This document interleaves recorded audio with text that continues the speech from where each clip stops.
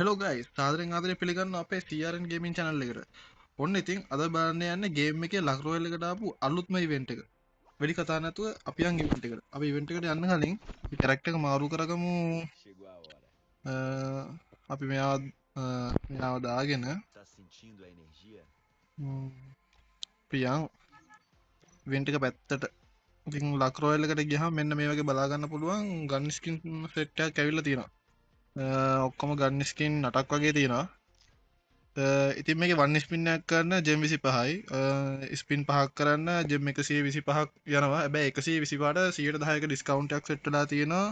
එතකොට ස්පින් පහම 112යි යන්නේ. ඉතින් ඒක වාසි. එතකොට බැලුවොත් ගන් ස්කින් සෙට් එක පැත්තට ගිහිල්ලා මෙතන ගන් ස්කින් නැවිල්ලා තියෙන්නේ AK47 එකටයි. අනිත් ගන් ස්කින් සෙට් එක ඇවිල්ලා තියෙන්නේ VSS එකට. ඉතින් මෙතනින් අපි ගත්තොත් පළවෙනි ගන්න එක මෙන්න මෙහෙම තමයි ගන්න එක තියෙන්නේ. අපි බලමු ඉතින් මෙයාට දාගෙන මේකත් සුපිරි ගන්නයක්. ඊට පස්සේ අපි ගියොත් මෙන්න මේ රතු පාට AK47 එක මේක. ඊට පස්සේ අපි විතර තියෙන VSS එකක් මෙතන නිකන් අර බෝ එකක් තියෙන වගේ සීන් එකක් තියෙනවා ඒකේ. රෝස පාට ඒක නම් සුපිරියක් තමයි ඒක නම්.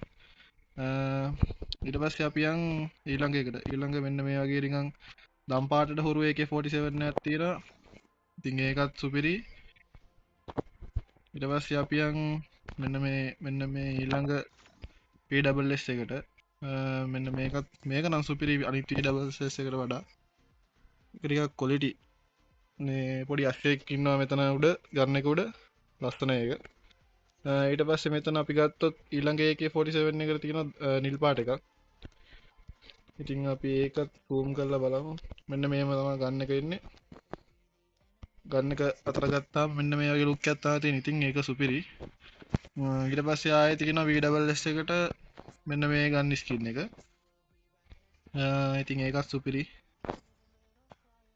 මෙතන තව ගන්නයක් තියෙනවා VSS එකටම.